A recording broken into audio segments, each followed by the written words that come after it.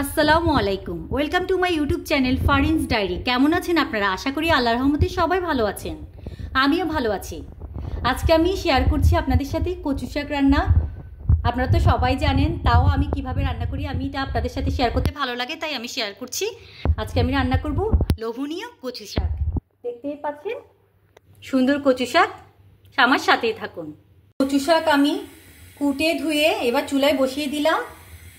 কচু শাক কিন্তু খুব ভালোভাবে পরিষ্কার করতে হবে, অনেক সময় পোকা টোকা থাকতে পারে, তাই আমি খুব সুন্দর করে দেখে শুনে ভালো করে পরিষ্কার করে নিয়েছি। এবার আমি কম জালে এটা কিছুক্ষণ হাওয়ায় নিব।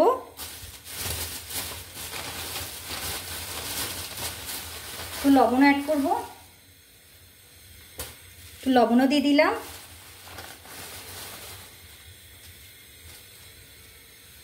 এভাবে রাখলে, কিছুক্ষণ রাখলে কচু শাকটা কিন্তু অনেকটা কমে আসবে। কচু শাক যেহেতু চুলায় দেওয়ার কারণে অনেকটা কমে এসেছে, এবার আমি অন্য কিছু অ্যাড করব। আমি কিছুটা রসুন দিয়ে দিব, সাইডে সাইডে দিয়ে দিচ্ছি। পেঁয়াজও দিয়ে দিব,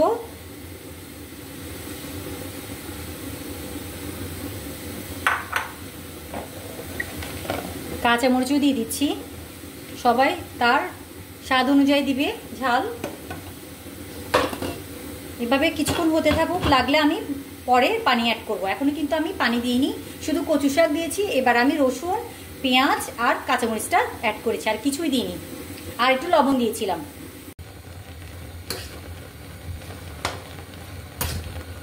কচু শাককে কিন্তু একদম কাঁচা রাখা যাবে না, এখানেই কিন্তু খুব ভালো মতো সিদ্ধ করে নিতে হবে। এই জন্য কিন্তু পানি ব্যবহার করতে হবে, আর পানিটা খুব ভালো মতো টেনেও নিতে হবে।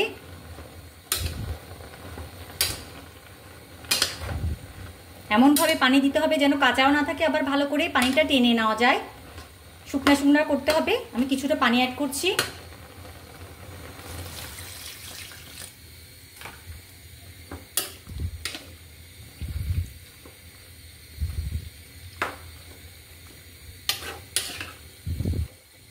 দুই আটি কচু শাক আমি ব্যবহার করেছি এখানে, আপনাদেরকে তো ভিডিওর প্রথমেই দেখিয়েছিলাম। আরও কিছুটা পানি দিয়ে দিলাম। এই পানিগুলো আমি সবগুলো টানায় নিব। চুলা জালটি বড় করে দিয়েছি আমি, আর আমি ঢাকনাও দিয়ে দিলাম। কচু শাক আমি চিংড়ি শুটকি দিয়ে রান্না করব। আমার চিংড়ি শুটকি দিয়ে রান্না করলে খুবই ভালো লাগে, এমনিও ভালো লাগে, কিন্তু আজকে আমি চিংড়ি শুটকি দিয়ে রান্না করব। তাই শুটকির মধ্যে অনেক সময় ফরমালিন থাকতে পারে, তাই আমি গরম পানিতে কিন্তু অনেকক্ষণ ভিজিয়ে ভালো মতো ধুয়ে পরিষ্কার করে নিয়েছি। পানি উতলে পড়ে যাচ্ছে, সেজন্য আমি ঢাকনাটা খুলে দিয়েছি। এভাবেই পুরোটা পানি আমি শুকিয়ে নিব।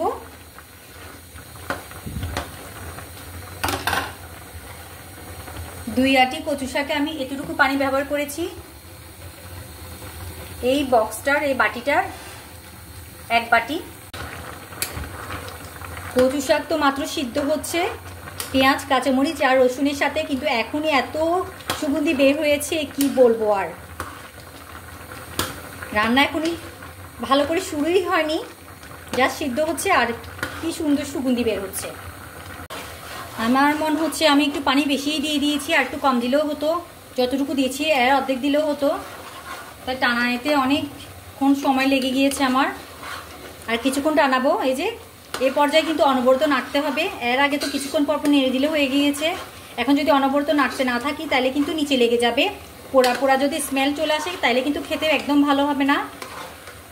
এই পর্যায়ে আছে এখন আমি আরও পানি টানিয়ে নিব। এগুলো কিন্তু শুকনো শুকনো খেতে কিন্তু বেশি ভালো লাগে। এবার আমি নামিয়ে নিচ্ছি কচু শাকগুলোকে। দেখতেই পাচ্ছেন নামিয়ে নিলাম। এবার আমি কচু শাকের জন্য কিছুটা পেঁয়াজ আর রসুন বেরেস্তার মতো করে নিব। বেরেস্তাগুলো হয়ে গিয়েছে, এবার আমি তুলে নিচ্ছি একটা বাটিতে। এগুলো তুলে নিলাম। এবার আমি আরও কিছুটা পেঁয়াজ আর রসুন দিয়ে দিচ্ছি। এগুলো কিন্তু আমি বেরেস্তার মতো ভাজবো না,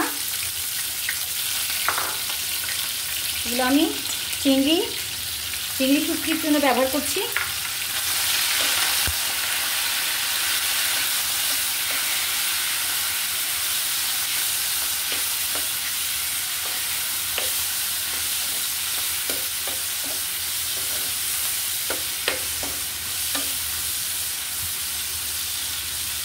আপনারা নিশ্চয়ই দেখেছেন এর আগে কিন্তু শাকের মধ্যে কোনো তেল ইউজ করা হয়নি, শুধু শাকগুলো সিদ্ধই করা হয়েছে। চিংড়ি শুটকি ছাড়াও অনেক মজা, কিন্তু আমার চিংড়ি শুটকি দিয়ে খেতে কিন্তু অনেক ভালো লাগে।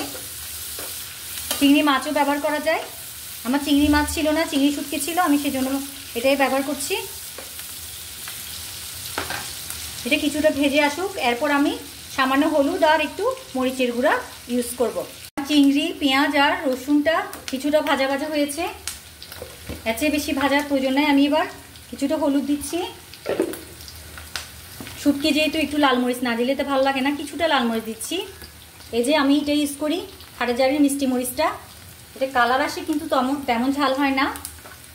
এর আগে তো আমি সিদ্ধ সময় যথেষ্ট পরিমাণ কাঁচামরিচ দিয়ে দিয়েছিলাম, আর আমার সেজন্য পরবর্তীতে আমার শুকনো মরিচ ভেজেও কিন্তু দিব না। আমি সিদ্ধ সময় লবণ দিয়েছি, কিন্তু আমি এখন টেস্ট করে দেখব যে লাগবে নাকি। শাকগুলো দেওয়ার পর লাগলে অ্যাড করব, আর না লাগলে তো আর প্রয়োজন নাই।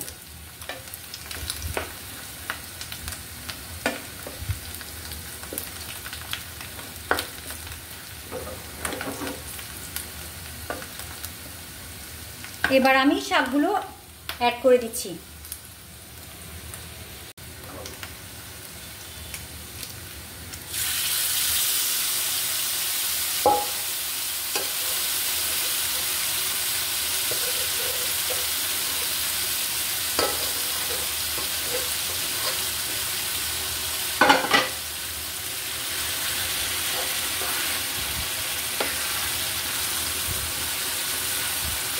এবার আমি শুটকির সাথে শাকগুলো সুন্দর করে মিলিয়ে দিচ্ছি। আমার রান্না শেষ পর্যায়ে।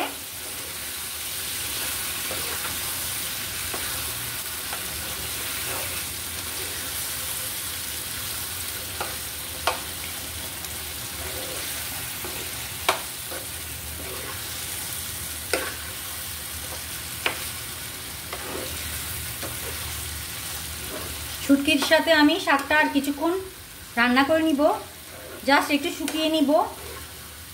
যদিও শাকটা কিন্তু ভালো করে সিদ্ধ হয়ে গিয়েছে, কারণ আমার পানিটা একটু বেশি হয়ে গিয়েছে। আপনারা দেখে শুনে পানি দিবেন, একটু কম দিলেও হতো। তাই আমার টানাতে কিন্তু অনেকক্ষণ টাইম লেগে গিয়েছে। আমি যতটুকু দিয়েছি আর অর্ধেক দিলেও চলবে। আর কেউ যদি বেশি দিয়ে দেয়, সেটা যদি টানিয়ে নেওয়া হয় তাহলে কিন্তু আর সমস্যা নাই, কিন্তু টাইম লাগে আর কি।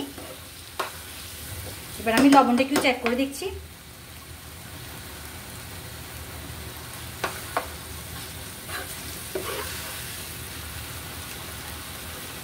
লবণ ঠিক আছে, লবণ লাগবে না। সিদ্ধের সময় যে লবণ দিয়েছি এটাই যথেষ্ট।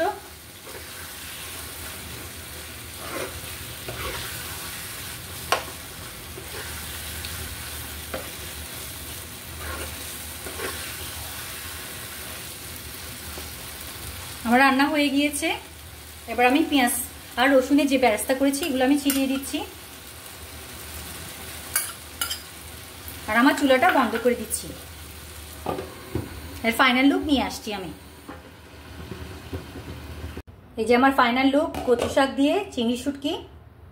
খুবই ভালো হয়েছে মাশাআল্লাহ, খুবই লোভনীয় হয়েছে। জানি না ক্যামেরায় কতটুকু দেখাতে পেরেছি আমি। আমার কচু শাকে গলা চুলকায়নি, কিন্তু গলা চুলকালে তো অনেকে টক ব্যবহার করে, টমেটো নয়তো লেবু। আর চুলকালেও কিন্তু আমি টক ইউজ করি না, আমার ভালো লাগে না। আমি রিয়েল মজাটা পাওয়া যায় না টক দিলে আমার, তাই আমি এইভাবেই খাই। আর আমার কচু শাকটা ভালো ছিল যে আমার টক, আমি টেস্ট করে দেখেছি যে আমার চুলকায়নি। তো আপনারা চাইলে এভাবে রান্না করতে পারেন। ক্যামেরায় হয়তো এত ভালো আসছে না দেখতে, কিন্তু এটা অসাধারণ হয়েছে, খুবই মজা হয়েছে, খুবই লোভনীয় হয়েছে। তো সবাই ভালো থাকবেন, সুস্থ থাকবেন। আল্লাহ হাফেজ, আসসালামু আলাইকুম।